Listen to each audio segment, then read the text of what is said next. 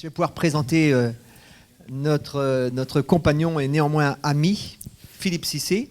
Moi, j'ai rencontré Philippe grâce à Jean-Michel, parce qu'il est venu faire une étude de géobiologie au château du Boignard, enfin plus qu'au château, mais sur le site du Boignard. Et j'étais là quand tu as exposé un peu ton rapport, et j'étais très surpris des courants qui me semblaient d'ailleurs complètement logiques, ce que tu indiquais, les lignes de force, les fameux puits que tu as évoqués.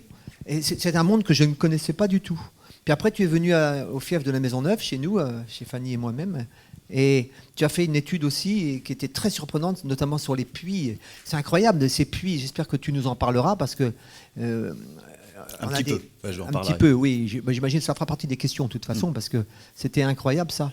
Et alors, ce qu'il y a d'intéressant chez Philippe, c'est que, alors non seulement il enseigne cette science qui est maintenant reconnue, la géobiologie, mais en plus il y a adjoint une démarche spirituelle.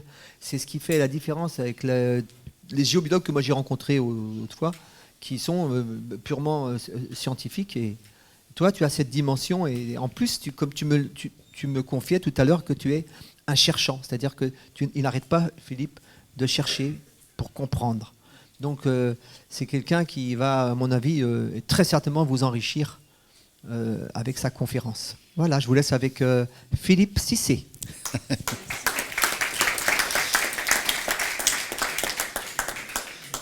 Merci Laurent. J'ai pas la pression d'un seul coup là, avec ce qu'il vient de dire. Et donc, on va explorer le sujet que Laurent m'a transmis. Et donc, à chaque fois qu'on travaille ensemble sur une journée de la salamandre ou de l'alchimie, c'est Laurent qui choisit le titre, le thème. Et quand il m'a envoyé ce truc-là, de la matière à la matière, j'ai dit mais qu'est-ce que je vais bien faire avec ce truc-là? Et puis en tâche de fond, c'était aussi le thème du féminin, et donc avec effectivement Mélusine. Et je me suis dit tiens, ça peut être intéressant, la matière à la matière, pourquoi pas essayer de décrypter des lieux qui sont identifiés comme féminins et voir d'un point de vue géobiologique qu'est-ce qui se passe. Donc voilà, c'est là-dessus que je suis parti. Donc moi j'ai traduit de la matière à la matière par analyse géobiologique de sites identifiés féminins. Voilà, c'est mon interprétation du titre et du sujet. Donc je vais essayer de vous emmener et de vous expliquer effectivement où est-ce que je veux en venir. Alors, on va parler un petit peu de géobiologie, on va expliquer déjà ce que c'est, puisque pour certains d'entre vous, vous connaissez la géobiologie, pour d'autres, c'est certainement nouveau. Donc, on va juste décrypter le terme, je veux dire. Géobiologie, c'est géo, c'est la Terre, bio, le vivant. Donc, en fait, nous, on s'intéresse principalement à comment un lieu va impacter ce qui vit dessus. Ce qui vit dessus, c'est assez large. C'est nous, en tant qu'être humain, on est vivant. Les animaux, également. C'est également les plantes, les micro-organismes. Tout va être impacté par l'endroit où ils évoluent. C'est-à-dire, effectivement, un bâtiment d'élevage, il y en a qui sont très positifs et d'autres qui le sont moins. Une maison, il y a des maisons qui sont très positives et d'autres qui sont un peu moins sympathiques. De la même manière, effectivement, lorsqu'on s'intéresse aux viticulteurs et aux chais, il y a des cuves sur lesquelles, effectivement, les processus de fermentation se passent bien et d'autres où ça se passe toujours mal. Ce n'est pas nécessairement la cuve, c'est souvent l'endroit où est posée la cuve qui va poser problème. Et donc, pour terminer sur géobiologie, logis, c'est logos, les théories associées. C'est comme ça qu'a été construit en fait ce terme de géobiologie. C'est récent, puisque c'est une définition qui apparaît au début du 19e. Et le premier qui en parle, c'est Teilhard de Chardin. Et donc, sa définition de la géobiologie, c'est la science de l'évolution géologique de la Terre avec celle de la vie et des organismes vivants. Donc, au début, on s'intéressait principalement à comment l'endroit, dans ses composantes visibles, mais aussi ses composantes invisibles, c'est-à-dire ici, on est dans une pièce, on voit effectivement l'environnement de la pièce, mais peut-être qu'en dessous de cette pièce, il y a des cours d'eau qui passent, des failles, des cavités. En tout cas, il y a des choses qui sont à l'œuvre et qu'on ne voit pas. Et donc on s'intéresse à la fois à ce qui se voit et à la fois à ce qui ne se voit pas. Donc l'environnement, pour moi j'appelle ça l'environnement naturel. Et ça a un impact sur tout le monde vivant. C'est ça la base de la géobiologie. Et après, il y a plein de possibilités d'exploration. Il y a l'exploration des lieux sacrés, il y a l'exploration effectivement des lieux de vie, il y a l'exploration des lieux de travail, puisque là on a aussi quelque chose à faire sur des problématiques de qualité de vie au travail, bien-être au travail, puisque nous on va s'intéresser à ce qui ne se voit pas. Et donc ça permet de décoder des fonctionnements qui peuvent être atypiques sur des lieux. Alors, là-dessus, on ajoute aussi effectivement l'environnement technique. Je ne vais pas détailler l'environnement technique, l'électrification, les champs électriques, les champs magnétiques, les ondes. Tout ça, ça fait partie également de nos points d'attention. Ce qui est intéressant en géobiologie, c'est que en fait, nos anciens pratiquaient la géobiologie sans savoir que ça s'appelait la géobiologie, ça s'appelait autrement à l'époque, certainement. Et donc, notamment les bâtisseurs nous ont laissé un certain nombre de choses, de bâtiments ou d'œuvres, qui ont été intégrés dans l'environnement d'une certaine manière, alignés d'une certaine manière, construits d'une certaine manière, de façon à ce que ces bâtiments soient des bâtiments pérennes, qu'ils durent longtemps, mais aussi pour répondre à certaines recherches. Par exemple, les constructeurs d'églises et de cathédrales répondaient à un cahier des charges de l'église qui disait « Faites-nous des bâtiments de forte énergie pour favoriser l'élévation de l'âme ». Donc le bâtisseur cherchait des lieux de forte énergie, aligner le bâtiment d'une certaine manière, et puis dynamiser les bâtiments d'une certaine manière. Ça fait partie aussi de la géobiologie, là pour le coup dite opérative, qui est très en lien avec l'art des bâtisseurs.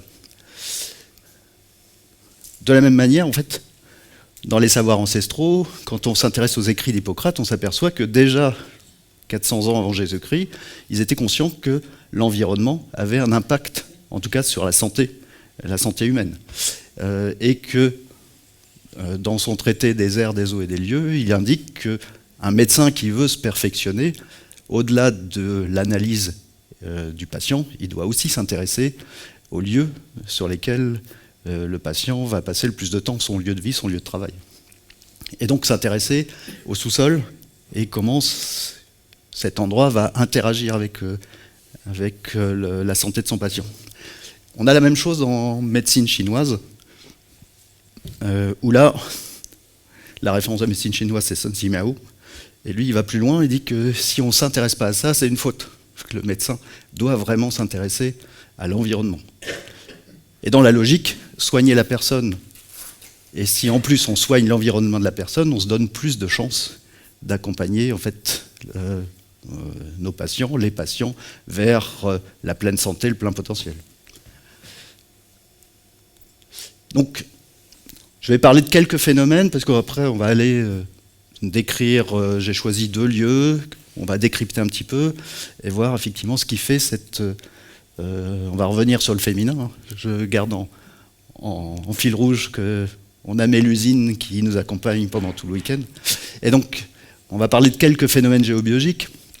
L'objectif, c'est pas vous faire un cours, parce que là, on va y passer 1 journée, 2 journées, 3 journées, mais c'est vous donner quelques indications de phénomènes qu'on va retrouver sur les différents sites. Alors, tu parlais de puits, en fait, c'est des cheminées cosmotelluriques, c'est des phénomènes invisibles, ça fait partie de nos critères de recherche. Alors on cherche les cours d'eau, les failles, on cherche les réseaux telluriques, on cherche aussi les cheminées cosmotelluriques. Ce sont des phénomènes qui sont tubulaires, c'est-à-dire que là on est à la surface du sol, ce tube monte à peu près à 140 mètres au-dessus du sol, 140 mètres, 150. On a une partie souterraine qui descend autour de 100 mètres. Une cheminée cosmotellurique, son rôle, sa fonction, c'est mélanger l'énergie du sol, ce qui nous arrive en fait du noyau de la planète et qui traverse la croûte terrestre, avec ce qu'on reçoit d'en haut. Et ce qu'on reçoit d'en haut, c'est principalement de l'énergie solaire, un petit peu du reflet du Soleil sur la Lune, les planètes du système solaire, les étoiles de proximité, les galaxies, tout ça amalgamé, on parle de l'énergie du ciel ou de l'énergie cosmique. Et donc, ces systèmes mélangent, équilibrent. C'est des soupapes d'équilibrage, hein. Ça ressemble assez fortement à une soupape de cocotte minute qui sert à équilibrer les pressions. Et donc, ça, c'est des choses effectivement qui sont réparties de façon non uniforme, et il y en a beaucoup. Ça interagit avec nous, ça interagit avec notre énergie, ça interagit aussi avec nos émotions. Et donc, dans les lieux sacrés, les bâtisseurs ont utilisé aussi ces phénomènes-là. Donc, ce sont des régulateurs d'énergie, ça connecte le ciel avec la Terre et le cosmos. C'est jamais de la même dimension, donc il faut tester. On a des harmoniques concentriques, et il y a une respiration, c'est-à-dire qu'en fait, à l'intérieur de ce système, on a une phase où l'énergie monte. Quand l'énergie monte, elle tourne dans le sens inverse des aiguilles de montre, ça s'arrête, l'énergie descend, ça change de sens, et ça en permanence. Donc quand on est dans une cheminée cosmotellurique, on est dans une espèce de lessiveuse énergétique, si on peut prendre l'image. Dormir là-dedans, principe, on ne dort pas très bien. Donc sur les problématiques en fait, de sommeil dans une maison, c'est un des suspects qu'on va chercher. Lorsqu'elle est négative, on a aussi tendance à se réveiller fatigué, puisque c'est un phénomène qui va nous prendre de l'énergie. Bon, les bâtisseurs utilisaient plutôt les cheminées positives, puisqu'ils s'en servaient comme des moteurs pour dynamiser des lieux. Alors ça, c'est un des premiers phénomènes qu'on va croiser. Et puis, il y a un deuxième phénomène qu'on appelle les vortex cosmotelluriques. Et ça, c'est un phénomène qui est intéressant, puisque c'est un phénomène qui est plus rare, mais c'est un phénomène qui donne beaucoup d'énergie. C'est un phénomène positif. Et donc, c'est le phénomène tellurique le plus puissant. Souvent, on le représente sous forme d'une spirale. Mais en fait, il y a une partie aérienne et il y a une partie souterraine. Et effectivement, ces phénomènes-là en fait, sont intéressants parce que souvent, les anciens ont utilisé ces emplacements-là pour en faire des lieux sacrés. Et on va voir comment. Ce qui est intéressant, c'est qu'effectivement, il y a une spire qui part dans un sens, mais le phénomène est double. Il y a une deuxième spire au bout. Il y a un côté qui est en lien avec plutôt l'énergie du ciel, et l'autre côté qui est en lien avec l'énergie de la Terre. Sur des pratiques chamaniques, je ne sais pas si vous avez pratiqué effectivement les voyages dans le monde d'en bas, le monde d'en haut, c'est intéressant d'aller sur ces vortex parce que ce sont des portes d'accès privilégiées. On va plutôt aller sur la spire qui est en lien avec la Terre pour faire les voyages dans le monde d'en bas et la spire qui est en lien avec le cosmos pour faire les voyages dans le monde d'en haut. Ce qui est intéressant, c'est cette connexion finalement tertielle qui est localisée à des endroits différents. Alors, on trouve beaucoup de lieux sacrés qui ont utilisé ça. La cathédrale de Chartres, par exemple, c'est un très bel exemple. Il y a un grand vortex au cœur et ils ont construit la cathédrale autour. La partie de la spire qui est connectée à la Terre, c'est là où finalement on va s'apercevoir qu'il y a un certain nombre de lieux féminins qui apparaissent. La connexion à la Terre, à la terre-mère, on commence à rejoindre le titre de la matière, la matière. Je vais finir par y arriver à faire le lien avec le titre, mais il m'a quand même fait travailler ce titre-là. Au début, je me suis dit, je ne vais jamais réussir à trouver de quoi raconter autour de ce titre-là. Donc, on va décoder deux sites qui sont identifiés féminins. On va voir pourquoi. Le premier que j'ai choisi, c'est la grotte de Sainte-Colombe, qui est une grotte qui se trouve dans le Jura, entre Underweiler et Berlincourt. Et donc, voilà en gros le dispositif. Alors, c'est tiré du livre de Stéphane Cardino, Géométrie sacrée. J'ai entre autres fait des formations avec Stéphane Cardino. Donc, on va pouvoir explorer son étude. Là, on voit bien qu'on a le vortex. On a une source qui est avec un petit bassin de rétention. Et puis, on a une cheminée cosmotellurique positive, celle-là, qui est directement dessus. Alors, pour l'explication, en fait, ces phénomènes sont tellement puissants et positifs que ça repousse les lignes de réseau Hartmann. Bon, pour ceux qui connaissent, effectivement, je ne vais pas détailler les réseaux, parce que là, on est parti pour au moins 1 heure d'explication. Et ce qui est intéressant en fait dans cette source, c'est qu'elle est identifiée comme une source miraculeuse. C'est-à-dire que les populations venaient chercher cette eau pour des problématiques particulières. Et notamment, selon la légende, c'est pour les enfants malades, principalement, que c'était utilisé. Les enfants rachitiques ou débiles, on venait chercher l'eau pour justement les soigner. Ce qui est intéressant, en fait, c'est que cette configuration en fait, d'eau miraculeuse, c'est-à-dire en fait, une résurgence d'eau avec un vortex, c'est quelque chose qu'on trouve très régulièrement à Lourdes, on a la même configuration. On a de l'eau qui arrive avec un vortex qui lui donne une puissance.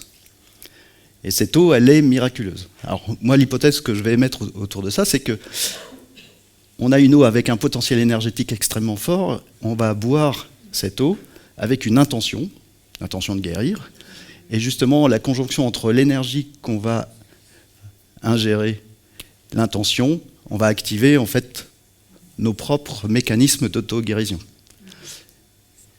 Et après, il y a effectivement des guérisons miraculeuses, mais c'est simplement effectivement qu'on utilise l'énergie du vortex qui s'est transmis à l'eau. L'eau a une capacité de transport d'informations, mais aussi de transport d'énergie. Elle ne garde pas très longtemps l'énergie. Les tentatives de mise en bouteille de l'eau de Lourdes n'ont rien donné en termes de miracle après le transport. C'est vraiment sur place que vous allez effectivement bénéficier de toute la puissance enregistrée, accumulée par l'eau, grâce au vortex qui est présent. Cette partie de vortex aussi est reliée à la Terre. C'est là où il y a des apparitions, alors de la Vierge. Effectivement, hier, on a vu qu'en fonction des cultures, on va plaquer sur ce type d'apparition la représentation divine qui nous parle en fonction de notre culture. Donc, sur la majorité des apparitions de la Vierge, on a systématiquement un vortex qui, lui, est relié à la Terre. La Terre-Mère qui nous apparaît d'une certaine manière. On va plaquer sur la lumière qu'on peut percevoir une représentation qui peut être celle de la Vierge, qui peut être celle d'une sainte, qui peut être celle d'autre chose, ou qui peut être, dans une autre culture, une autre figure en fait, du panthéon local. En tout cas, on va toujours plaquer quelque chose qui correspond à notre culture par rapport à ça. En tout cas, ce qui est intéressant, c'est justement cette configuration qu'on a pratiquement tout le temps, vortex plus source, on a quelque chose qui amène de la guérison, qui amène en tout cas des propriétés. Moi, j'ai eu l'occasion de travailler avec un directeur de recherche du CNRS sur des sources radioactives du Massif central. Dans celles qu'on a identifiées, il y en a une où il y a un vortex. C'est celle qui est réputée comme étant miraculeuse. Pourtant, l'eau est radioactive. Mais au-delà de ça, c'est le vortex qui lui amène ses propriétés. Donc, alors, il y a une autre légende aussi, c'est qu'effectivement, il y avait dans l'histoire locale, il y avait une druidesse qui habitait à côté, qui venait se ravitailler en eau à cet endroit-là, par rapport aux propriétés de l'eau. En tout cas, c'est une configuration qu'on trouve à Lourdes, c'est une configuration qu'on trouve de façon très régulière sur des sources qui vont amener un bien-être. Donc, voilà, ça c'est le premier site dont je voulais vous parler. Donc, c'est un exemple de lieu féminin, et on va essayer, l'idée c'était un peu de décrypter ce qui était à l'œuvre d'un point de vue géobiologique, ce qui est invisible mais qui contribue au fait que ce lieu ait des propriétés particulières. Donc là, effectivement, alors c'était intéressant, hier on parlait de menhir et de dolmen, et le deuxième site que j'ai choisi, c'est un dolmen, donc le fameux hasard ou les synchronicités, et donc on va aller sur le dolmen un petit peu après. Là, on se rapproche. L'idée, c'est de se rapprocher effectivement de l'endroit. Il y a un petit hôtel, il y a la statue de Sainte-Colombe qui est à peu près à cet endroit-là. C'est là où l'eau est collectée et c'est là où s'expriment à plein les deux phénomènes puissants qui donnent de l'énergie à cette eau. Oui. C'est pas un plan de coupe du coup. Ouais. On est à plat. Enfin, c'est comme. Oui, c'est pas une coupe. Non, non, c'est. En fait, on rentre par là et on va au fond. C'est une vue de dessus. Donc là, on voit bien effectivement la spire du vortex. Donc c'est toujours un phénomène qui est double, il y a deux endroits. Alors là, au château du Boignard, on a la chance d'avoir aussi une double spire du vortex, puisqu'il y a un petit menhir, et on a ce phénomène-là dessus, et l'autre morceau se trouve dans la tour du château du Boignard.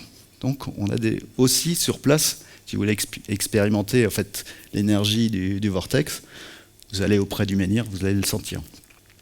Ça donne naturellement beaucoup d'énergie. C'est aussi, on peut le repérer quand on observe des arbres qui ont un développement atypique, beaucoup plus gros que leurs congénères. Souvent, ils ont un phénomène géobiologique positif qui les dynamise, qui les booste. Donc, c'est aussi une manière de les repérer. C'est les arbres qui sont beaucoup plus gros que nature. Ça peut être un énorme chêne. On en parlait justement hier, de chênes de taille spécifique. Donc, ouais, ça, je vous l'ai dit tout à l'heure.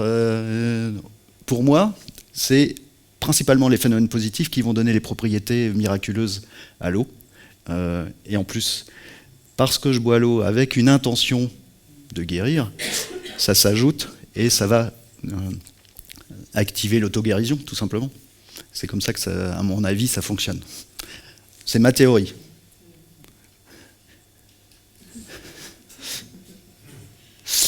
Le deuxième site dont je voulais vous parler, c'est le site qu'on appelle la grotte aux fées. Alors, c'est pas une grotte, hein, c'est un dolmen. Il se trouve chez moi, enfin à côté de chez moi, c'est donc dans le département d'Indre-et-Loire. C'est entre la commune de Mettray et Saint-Antoine-du-Rocher qui se disputent l'un et l'autre la territorialité du dolmen. Bon, ça, c'est une petite histoire géopolitique locale. Et donc, le dolmen de Mettray, c'est ça. C'est le plus beau dolmen de Touraine. C'est déjà une belle pièce. Il y a 12 pierres. L'estimation, c'est 88 tonnes de pierres. Donc, on va voir un peu plus en détail. L'estimation, 4000 ans avant Jésus-Christ. Ça reste une estimation. On ne sait pas, en fait. En réalité, quand est-ce que ça a été écrit? Les dimensions, c'est 11 mètres de long, 4 mètres 50 de large. 12 pierres. Alors, ce qui est intéressant, c'est qu'il y a d'autres noms. Un autre nom, c'est le château des fées ou la maison des fées. Alors là, c'est vraiment un lieu qui est identifié féminin. C'est aussi un lieu qui est intéressant parce qu'il est reconnu comme un lieu qui favorise la fertilité. La fertilité des plantes. Il y a, à un moment donné, eu des rites druidiques de fertilité, de blé, en fait de graines et de semences. Mais c'est aussi la fertilité humaine. J'ai une amie thérapeute qui, lorsqu'elle accompagne une personne qui a du mal à avoir des enfants, au-delà de ses soins, elle lui demande d'aller sur le dolmen, en complément des soins, de façon à pouvoir améliorer la fertilité. Dans ces observations, ça marche assez bien. Alors, qu'est-ce qui se passe effectivement dans le domaine de Mettray? Alors ça, c'est une vue de l'entrée du dolmen. La légende dit que 3 créatures féminines auraient bâti le dolmen en une nuit. C'est ça la légende. Et en fait, le complément de la légende, c'est que si on déplace les pierres, elles vont être placées dans la nuit. Alors, j'ai pas essayé de déplacer les pierres. C'est un peu lourd. Parce qu'en fait, il y a un petit bruit, là, je sais pas ce que c'est. Ah, c'est la pluie. Donc voilà, ça c'est une vue de dessus. Pour préciser, effectivement, là, on a bien les 3 tables, et puis les pierres dressées qui font... Et donc on a une petite retenue à l'intérieur. Donc on rentre en dessous par ici. Là. Alors, aujourd'hui, on ne peut plus être debout dans le dolmen. À l'origine, on pouvait être debout. Ils ont créé un tertre parce qu'ils avaient peur en fait, que ça se déstabilise. Maintenant, on ne peut plus rentrer debout. On est obligé de se pencher pour y aller. C'est intéressant d'y aller et de ressentir ce qui se passe. Alors, on va regarder quels sont les phénomènes qui sont présents. Donc ça, c'est les dimensions. Donc, ils ont créé un tertre de 22 mètres de long, 16 mètres de large, et ils ont remonté le niveau du sol d'1 mètre. On retrouve un vortex. Un vortex qui est reliée, cette partie-là est reliée avec l'énergie de la Terre. Donc on retrouve l'énergie de la Terre-mère, d'une certaine manière. Alors, il n'y a pas d'observation de la Vierge à cet endroit-là. Mais les faits sont déjà présents. Quand on observe quelque chose, on attribue plutôt ça aux faits. Et puis, il y a un courant tellurique, qui est aussi un phénomène positif, un courant tellurique de couleur jaune, donc il va interagir, pour ceux qui connaissent avec les chakras, ça va interagir effectivement avec le plexus solaire. On a cette présence donc de phénomènes positifs, et puis après c'est aussi comment a été construit le lieu, et comment la destination du lieu. On a une forme effectivement, un réceptacle qui peut évoquer effectivement les organes féminins.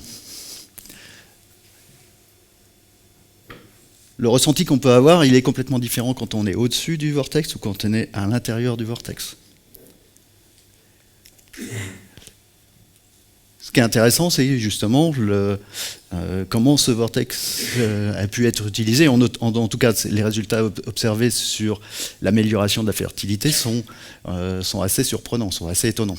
Donc c'est à ce titre-là que j'ai choisi ce site-là, notamment parce que c'était un site de fées, donc de personnages féminins, mais aussi un site qui permet en fait d'améliorer, grosso modo, la fertilité, on en a parlé.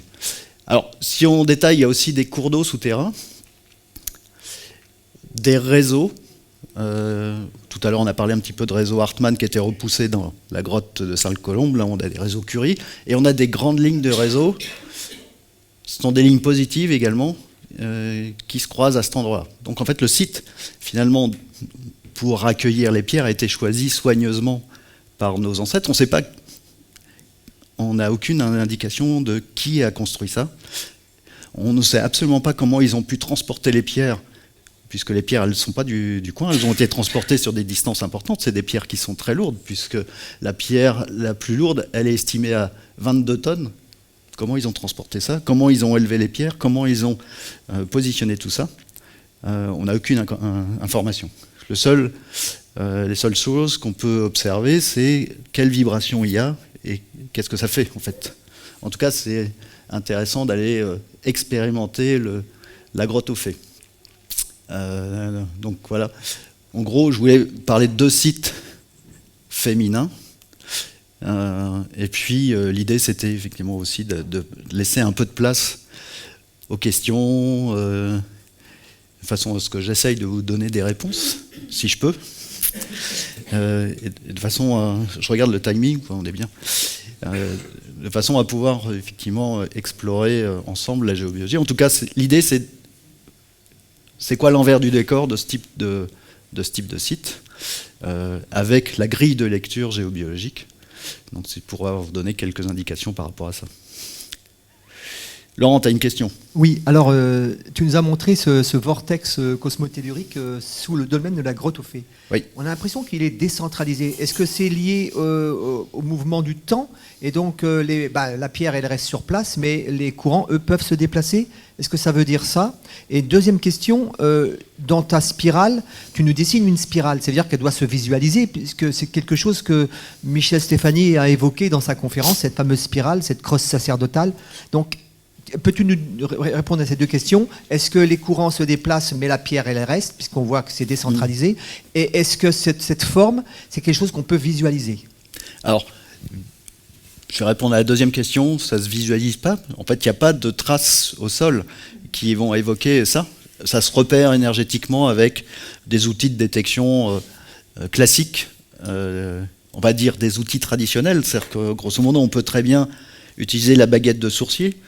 Donc, hier et ce matin, j'ai accompagné quelques personnes à explorer leur sensibilité de sourcier. On a, entre autres, utilisé la baguette de sourcier. Donc, à partir du moment où on connaît ce phénomène-là, on va pouvoir le repérer avec ça. Ça peut être également, dans les outils traditionnels, on a les baguettes métal, les baguettes coudées ou les Radmaster qui vont nous servir également à décrypter ce qui ne se voit pas. Il n'y a pas de traces au sol, c'est dommage. Alors, la deuxième question, c'est est-ce qu'il a toujours été à cette place-là? Alors, comme il y a un deuxième phénomène à côté, je ne sais pas s'il y avait 2 places en disant je commence ici et je termine là, ou je commence ici et je termine là, j'en ai aucune idée en fait. Savoir si ça a bougé avec le temps. Moi j'ai le sentiment que ça a été placé sciemment de ce côté-là et qu'il y a, d'un point de vue opératif, une fonction ici, une fonction là. Si on revient sur la vue, en fait, le vortex, il est ici, et le courant tellurique, donc on vient s'asseoir sur le vortex, et après on va s'asseoir, sur le courant tellurique. Et d'un point de vue soin, c'est assez surprenant. Maintenant, j'ai pas le mode d'emploi, on m'a pas transmis le mode d'emploi du dolmen, donc je peux, c'est une supposition, imaginer que c'est toujours à l'état d'origine. Maintenant, l'hypothèse que ça a pu bouger dans le temps, elle est plausible aussi, j'en sais rien, en fait. En réalité, je ne sais pas répondre à ta question. J'ai essayé de faire du blabla autour, mais non, en fait, je ne sais pas répondre. Alors oui, en fait, ça a été surélevé, mais à l'origine, c'était plat. Il faut imaginer qu'à l'origine, en fait, le dolmen, il était découvert sur 1 mètre plus bas. C'est récent, en fait, ce tertre, puisque on a des amis qui ont connu le fait d'y aller debout. Donc, je ne sais pas à quelle époque ils se sont dit, ça risque de tomber, on va remonter la terre pour le conforter. Mais c'est années 60 peut-être, 70 70.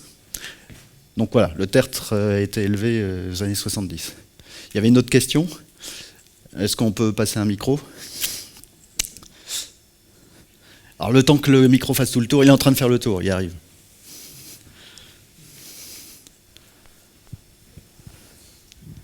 Bonjour. Je ne sais pas si on m'entend. On a parlé là à l'instant de cheminées cosmotelluriques positives ou négatives, ou de vortex positifs ou négatifs. Comment on les reconnaît? Est-ce que c'est lié à des événements passés sur ces sites-là? Je parle du négatif, je ne sais pas comment... Alors, de mon point de vue, les vortex sont toujours positifs. Les cheminées peuvent être positives ou négatives. Alors, on va revenir sur les cheminées cosmotelluriques. Tac, voilà. La cheminée cosmotellurique, en fait, quand elle est négative, c'est pas le phénomène en lui-même qui est négatif, c'est qu'elle est en train de nettoyer une mémoire qui peut être stockée dans le sol. Et donc, du fait de la respiration, ça sort de l'information. Tranquillement. Les endroits où on trouve le plus de cheminées cosmotelluriques, c'est les anciens champs de bataille. Où là, on a un événement qui a créé effectivement une information compliquée, lourde, dense, qu'on va retrouver dans le sol, et des cheminées qui arrivent, puisque ça peut se déplacer tout seul, et qui vont arriver et commencer à nettoyer tranquillement en fait, le champ de bataille. L'inconvénient, c'est que ça nettoie avec une échelle de temps géologique, c'est-à-dire que ça va mettre des centaines, voire des milliers d'années à nettoyer un site. Par exemple, à Tours, on a un site identifié d'une bataille de Charles Martel. Donc Charles Martel, c'est 737, donc ça ne date pas d'hier, et pour autant, cette énergie de bataille est toujours présente. Et les cheminées sont en train de sortir ça tranquillement. Elles nous apparaissent négatives, mais en fait, le phénomène n'est pas négatif. Il est en train de faire sortir du négatif. Et lorsqu'on nettoie le sol, on s'aperçoit que la vibration des cheminées change. Il n'y a plus de négatif à sortir. Elles redeviennent positives comme elles étaient à l'origine. Les bâtisseurs ont souvent utilisé les cheminées cosmotelluriques, mais ils ont pris la précaution de nettoyer les sols quand ils ont implanté les cheminées pour dynamiser les églises, les cathédrales, en tout cas les sites sur lesquels ils utilisaient ça. Est-ce que ça répond à votre question? Micro? Du coup, ça m'en amène une autre. Qu'est-ce que c'est nettoyer un sol, en fait? Qu'est-ce que c'est nettoyer? Ouais. Nettoyer énergétiquement, il y a des techniques. D'ailleurs, ça ressemble fortement à formater un disque dur qui a des vieux programmes qui tournent. On va formater avec des techniques énergétiques. Formater toute l'information qui est stockée dans le sol, mais aussi dans les murs. Là, on rentre dans, en fait, grosso modo, le côté soin. Et comment, en géobiologie, on peut, au-delà du diagnostic, de dire, voilà, votre maison, elle est pourrie, plutôt que de vous dire de déménager, on va s'intéresser à comment on peut améliorer les choses. S'il y a beaucoup de mémoire dans les murs, dans les objets et dans les sols, c'est là où on va apporter en fait, ce nettoyage. Alors, il y a effectivement tout un tas de pratiques de nettoyage. Le nettoyage de printemps, on est dans la bonne période pour commencer à nettoyer, ranger. Les cures de sel qui sont une mode de nettoyage, la sauge, c'est des pratiques traditionnelles de nettoyage en fait, d'espace. Il y en a d'autres. En tout cas, moi, la manière dont je travaille en correction de lieu, c'est quelque chose qui est très proche des techniques de magnétiseur, sauf que moi, j'ai une grille de lecture qui n'est pas la grille de lecture de la personne, voilà, du corps humain, mais je vais travailler sur une grille de lecture qui tient compte des perturbations que j'ai pu observer sur les lieux. À la fois, c'est difficile à expliquer et c'est très facile à former. Donc, si vous voulez en savoir plus, j'ai 2 élèves qui sont là, qui ont appris ça le week-end dernier. Ils vont vous expliquer comment... Je botte en touche, en fait. Est-ce qu'il y a d'autres questions ?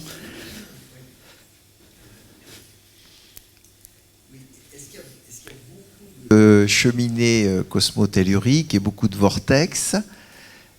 Est-ce qu'il y en a beaucoup ?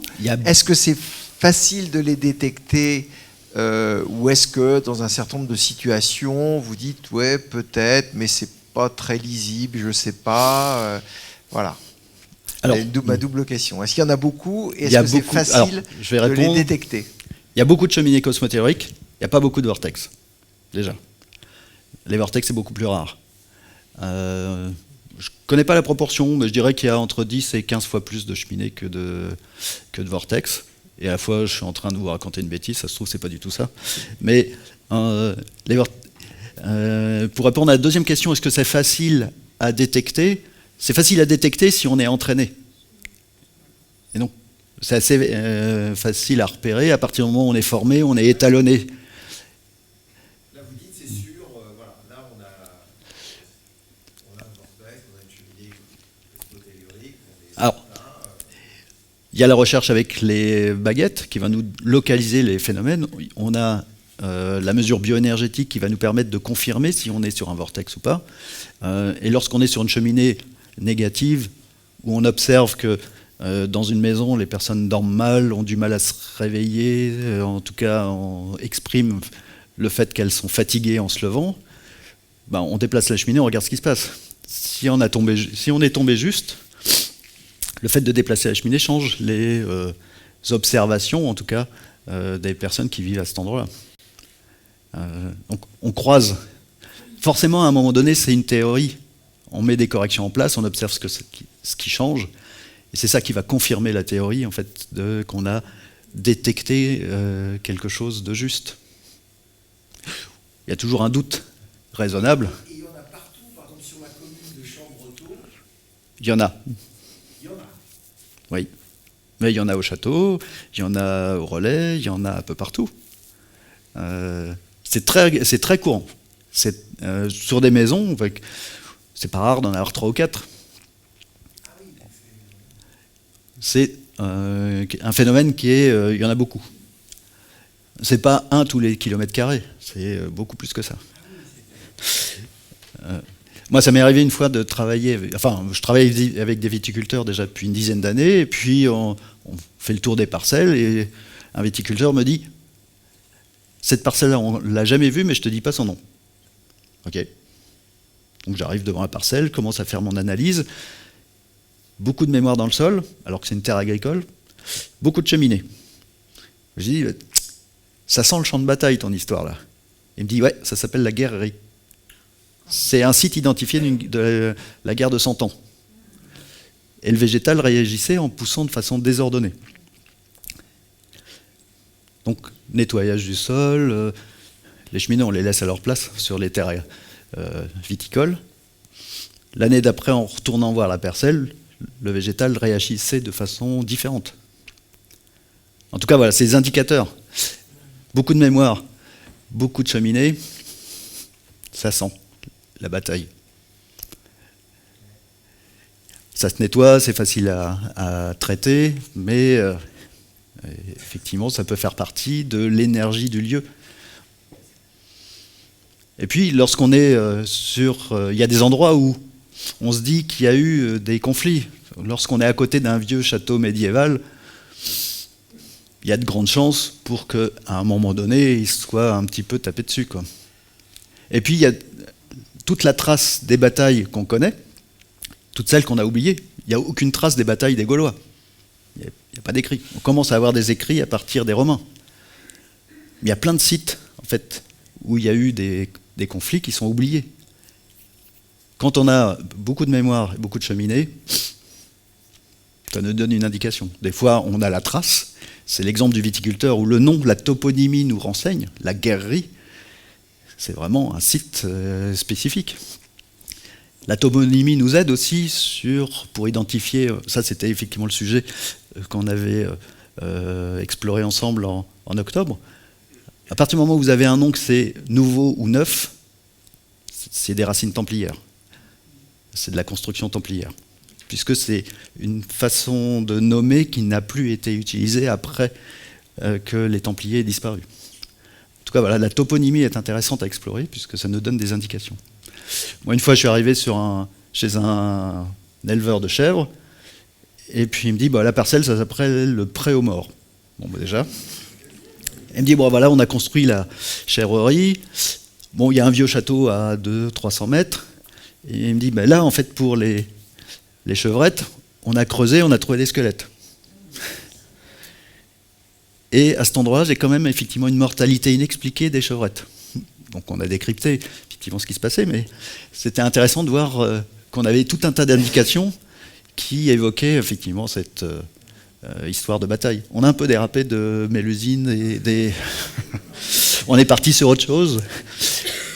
L'idée, je ne sais pas si j'ai respecté le thème de la matière à la matière. Enfin, j'ai brodé autour. Hein. Mais c'est vrai qu'au départ, je me suis dit, mais qu'est-ce que je vais faire de ce truc-là ? Enfin, donc,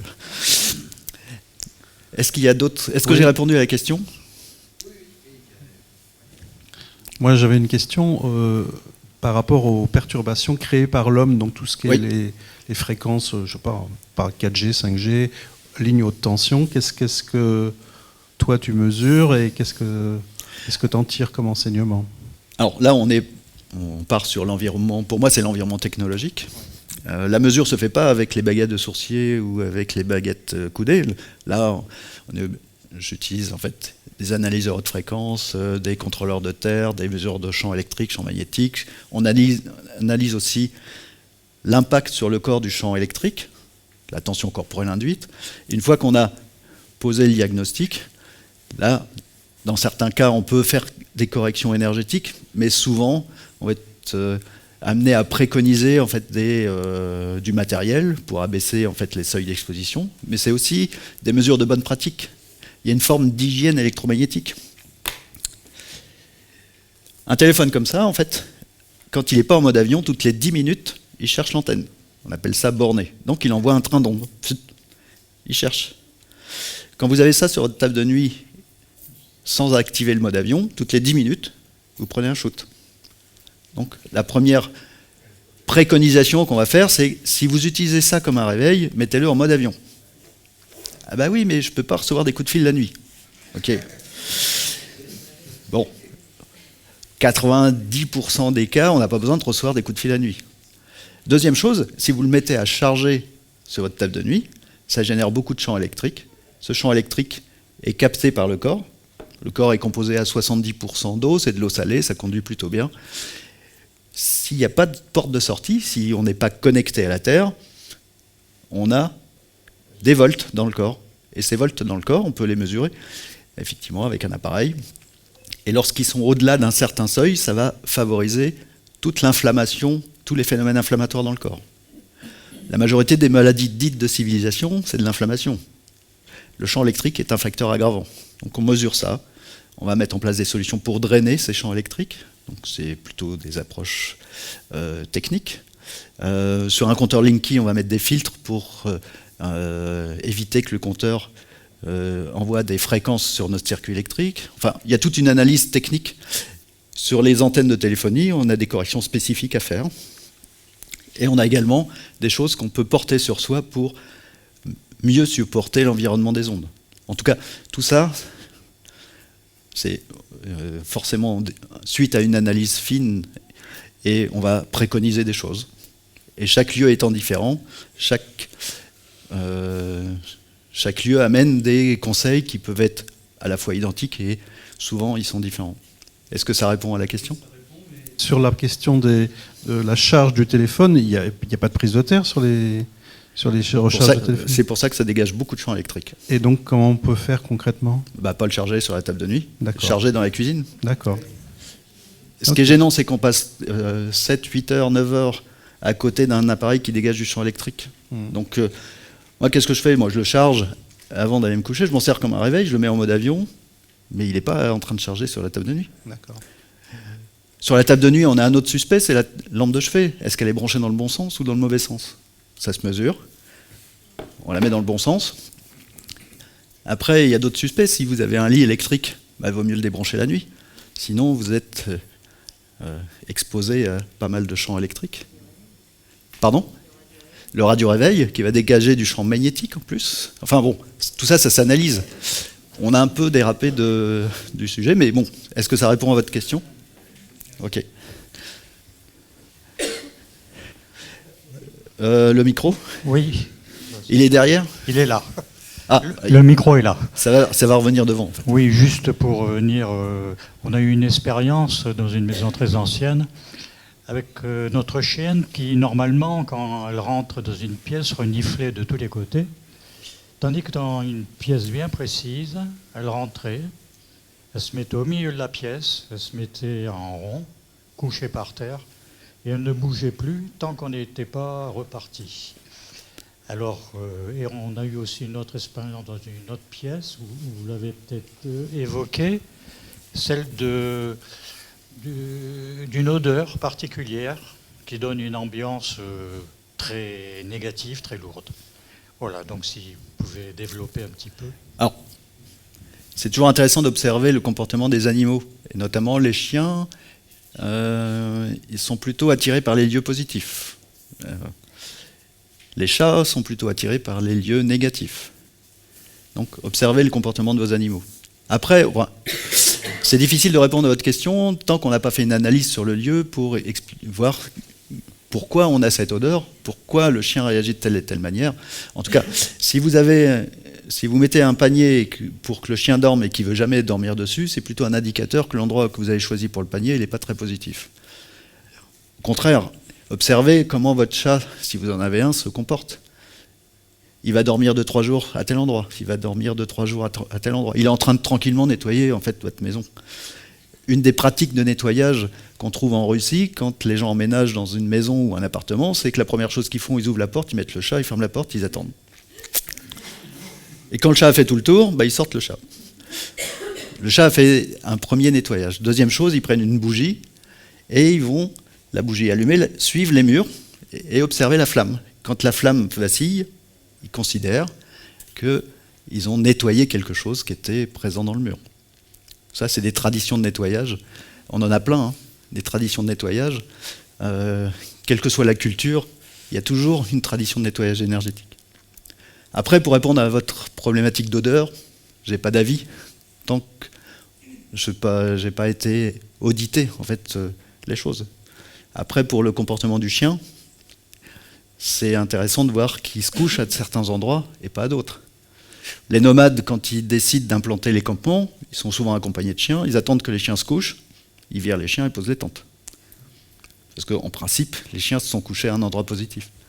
Et de façon plus pragmatique, les anciens disaient on ne construit pas là où les animaux ne se couchent pas.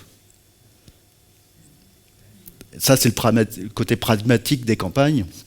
Bon, maintenant, sur les terrains de lotissement, on n'a plus trop le temps de mettre des animaux et d'observer. Et puis, vous avez les règles qui arrivent, le PLU, le machin, bidule, qui fait que, grosso modo, la plupart du temps, les maisons ne sont pas implantées comme l'auraient fait les bâtisseurs.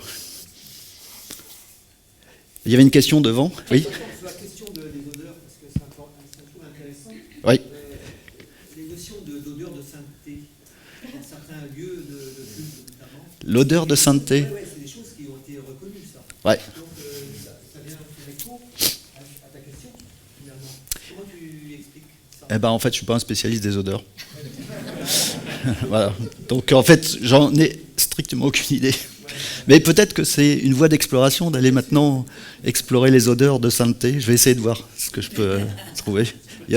Oui, mais tout à l'heure, ça m'a fait penser à ce que vous avez exprimé au chaos granitique, par exemple. Est-ce que dans les chaos granitiques, il y a quelque chose de particulier ou c'est... Oui. Bon, déjà, les chaos granitiques, il y a beaucoup de failles, puisque c'est des cassures. Le granit embarque la plupart du temps de l'uranium. Et donc, une des conséquences de l'uranium, c'est le radon, qui est la conséquence de la désintégration du uranium 236, 238. Donc, en Bretagne, on a une forte présence de radon. C'est un gaz plus lourd que l'air, ici aussi, puisqu'on est sur la queue du dragon. Donc forcément, on a un peu de radon. Alors après, une fois qu'on sait comment fonctionne le radon, c'est dans les parties basses, il va se concentrer. C'est là où effectivement il va y avoir une augmentation de la radioactivité. Qu'est-ce qu'on a à faire? On a juste à aérer, disperser. C'est comme ça qu'en fait on va traiter le radon. Mais ça crée effectivement un facteur de risque supplémentaire. Le granit, les grès. Donc où est-ce qu'on trouve ça? On va trouver ça effectivement dans tout le massif central, toute la partie Bretagne, enfin toute la partie granitique de Bretagne, en Corse, c'est très présent, dans les massifs montagneux type Pyrénées et puis les Alpes. Ça répond à votre question? Après, le chaos granitique, c'est aussi visuellement quelque chose de très très particulier. Oui. On en a un pas loin, nous, à l'Argès, par exemple, ici. C'est une atmosphère en plus. Oui, visuellement, c'est quelque chose de... Enfin, visuellement, et même, je ne sais pas comment exprimer, c'est une atmosphère particulière. Ces blocs qui sont posés les uns à côté des autres, et il n'y a rien d'humain là-dedans. Bah non, c'est pas nous qui l'avons fait. Non, mais après, voilà, il y a une ambiance, et puis il y a ce qui se voit et ce qui se voit pas. Moi, je m'intéresse plutôt à ce qui se voit pas. Mais déjà, sur ce qui se voit, ça crée une ambiance particulière. On parle de négatif ou de positif. Est-ce que c'est yin et yang, récepteur, émetteur, bien, mal, enfin voilà. Non, c'est en fait juste une considération bioénergétique. D'accord. C'est-à-dire, ça me donne de l'énergie, je considère que c'est positif. Ça me prend de l'énergie, je considère que c'est négatif.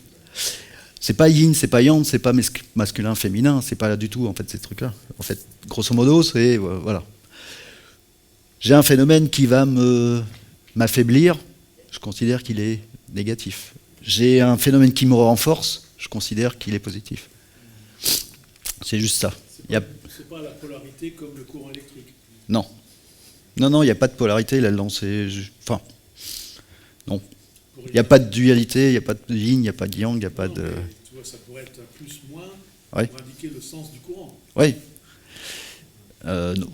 En fait, j'en sais rien, mais je crois pas. Faut l'imaginer. Moi, mon approche est de dire, voilà, ce lieu, est-ce qu'il donne de l'énergie en moyenne? Oui, non. Et combien en pourcentage? Il me prend de l'énergie, combien en pourcentage? Et après, je fais un état des lieux pour essayer de comprendre pourquoi il prend, pourquoi il donne. Et une fois que j'ai fait l'état des lieux, j'amène des correctifs pour l'améliorer. Il n'y a pas de lieu qu'on ne puisse pas améliorer. De base. C'est ma vision des choses.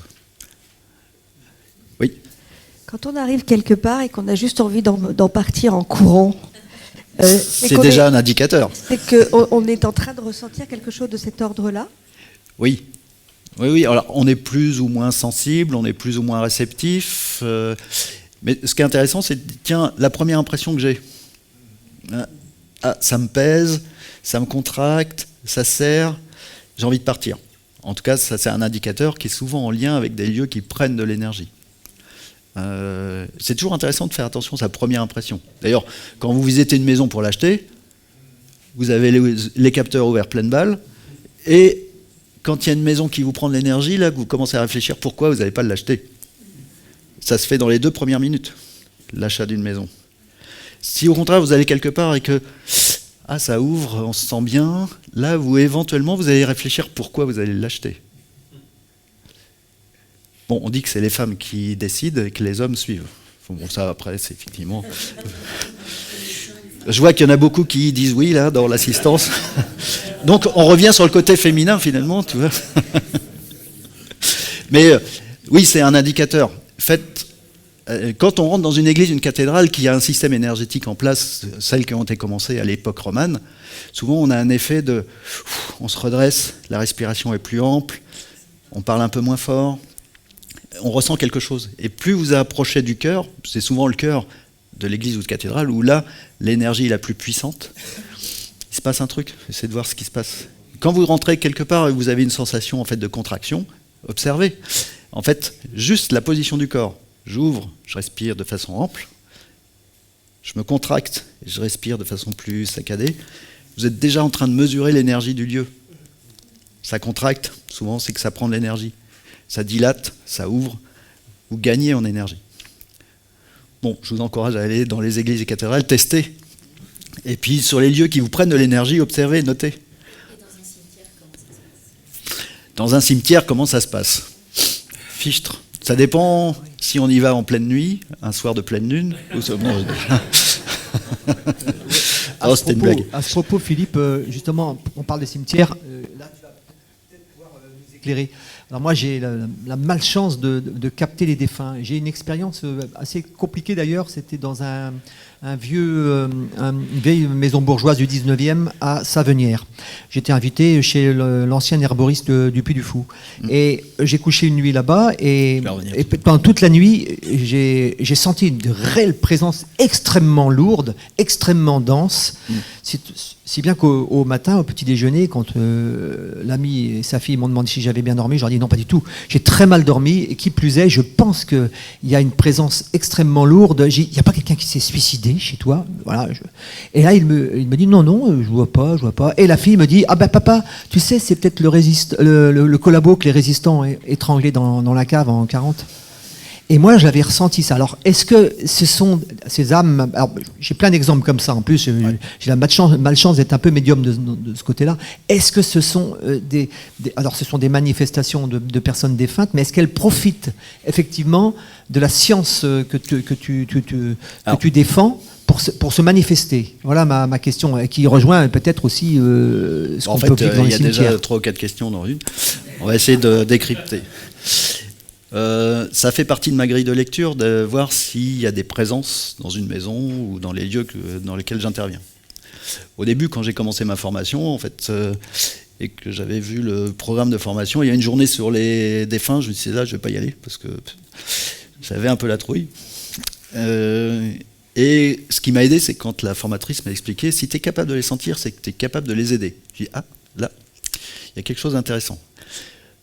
Quand on a effectivement affaire à une présence, une âme humaine coincée dans notre plan conscience, c'est ça en fait en réalité, notre travail c'est de l'accompagner vers la lumière. Et donc on va d'abord aider la présence à reprendre son cycle d'incarnation, enfin, bon, dans beaucoup je dirais de traditions religieuses, on a ce principe de réincarnation. On l'avait aussi dans l'église catholique, ça a disparu au VIe siècle, concile du VIe siècle, on dit hop, ils nous emmerdent à nous dire qu'ils feront mieux dans la prochaine vie, on enlève. Bon, petite parenthèse. Donc, notre travail, ça va être d'aider. En faisant ça, on libère le lieu aussi.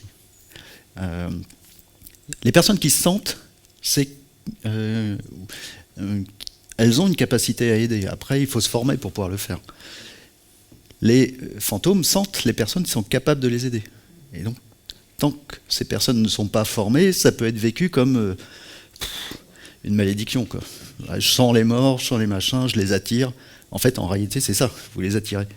Donc, il faut apprendre à les accompagner.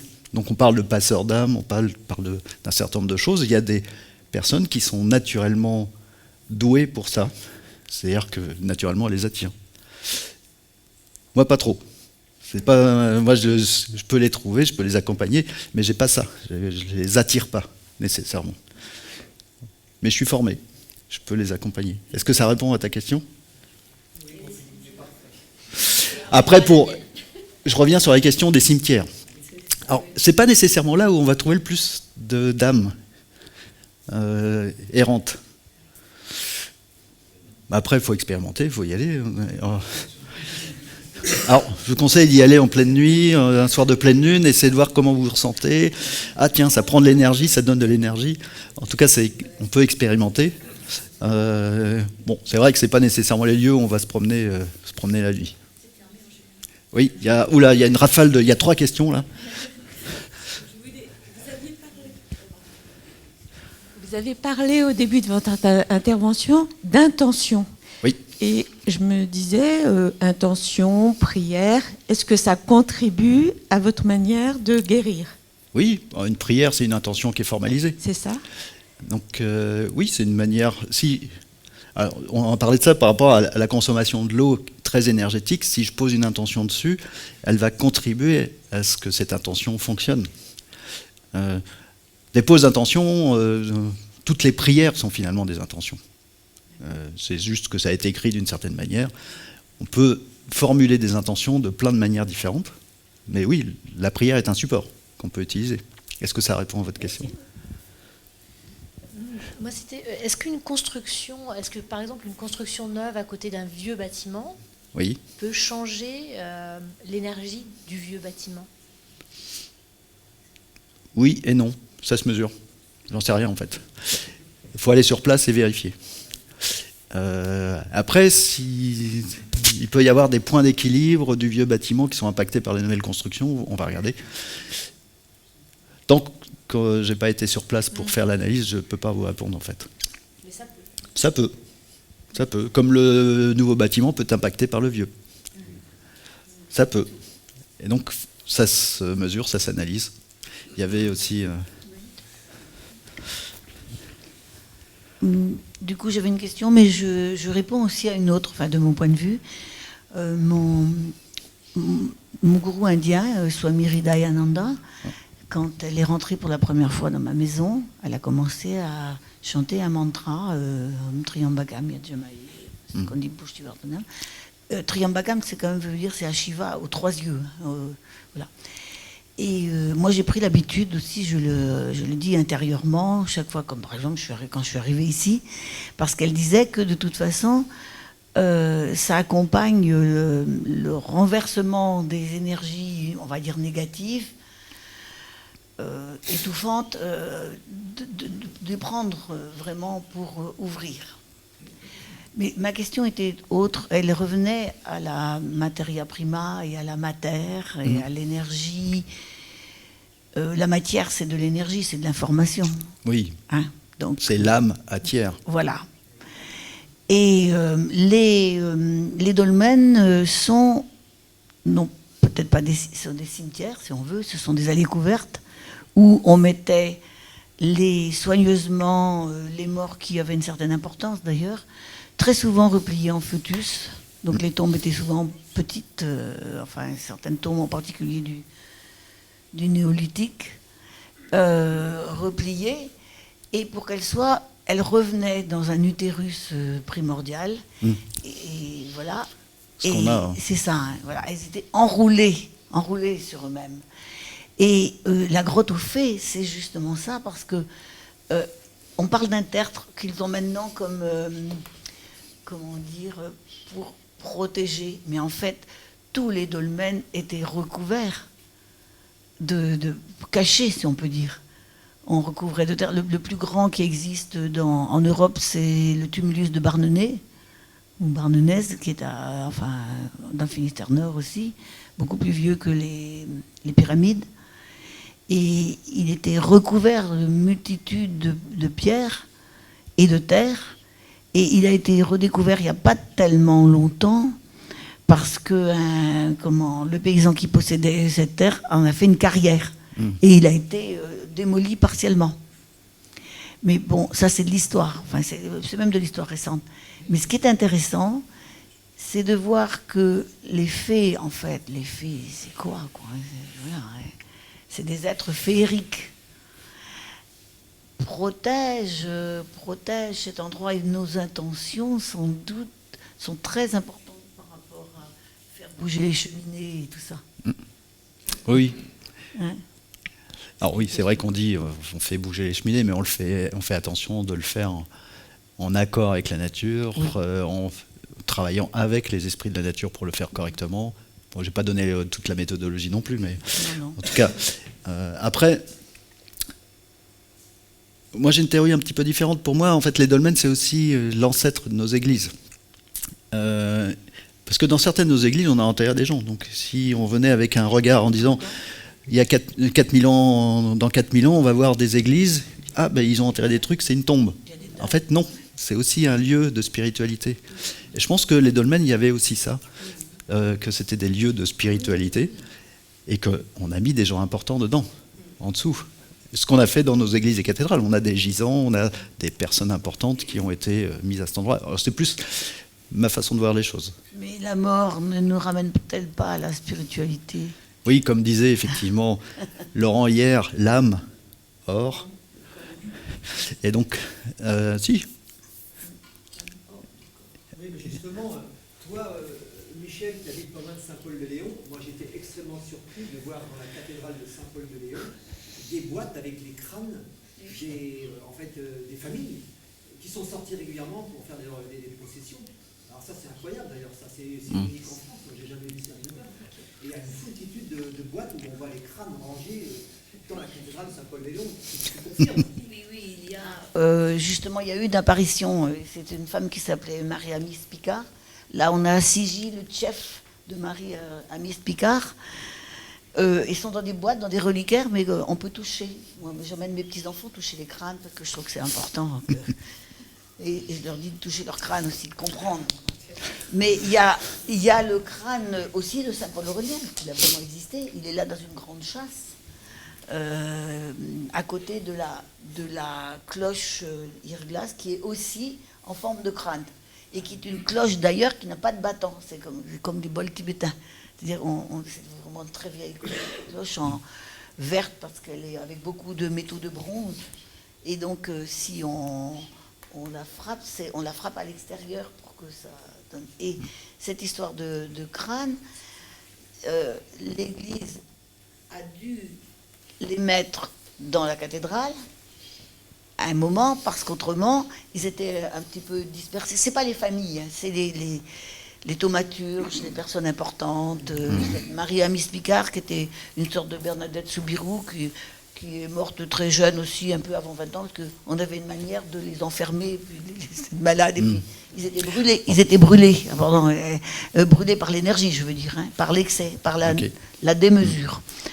Et donc, comment? C'est l'heure. C'est l'heure. Il faut respecter l'horaire. Donc, ça me laisse aussi quelques minutes pour faire une petite conclusion. En fait, l'exploration des sites féminins, bon, je vous donnais quelques bribes de lecture, c'est pas, j'aurais pu en faire une dizaine, mais c'est pour vous donner quelques exemples, et puis faire le lien avec la géobiologie, en fait, comment la géobiologie peut expliquer certaines choses, puisqu'on s'intéresse à ce qui ne se voit pas. Or, beaucoup de choses autour de nous sont invisibles. On parlait des ondes tout à l'heure, il n'y a pas de photo d'ondes. Personne n'en a vu. Le champ électrique, personne n'a vu de photo de ça. C'est des choses, effectivement, qui font partie de notre environnement, qui sont récentes. Mais de la même manière, un cours d'eau souterrain, une faille, une cheminée cosmotérique ne se voient pas. Et pourtant, elles sont présentes et elles agissent. Et le fait d'explorer la géobiologie, c'est aussi d'explorer une vision élargie du monde, en disant, je ne me limite pas à ce qui se voit, mais je prends en compte aussi des choses qui ne se voient pas et qui peuvent expliquer pourquoi je me sens bien ici et pourquoi je ne me sens pas bien là. Pourquoi est-ce que je dors mal dans mon lit et que je fais des siestes géniales dans mon canapé alors qu'il y a 3 mètres d'écart?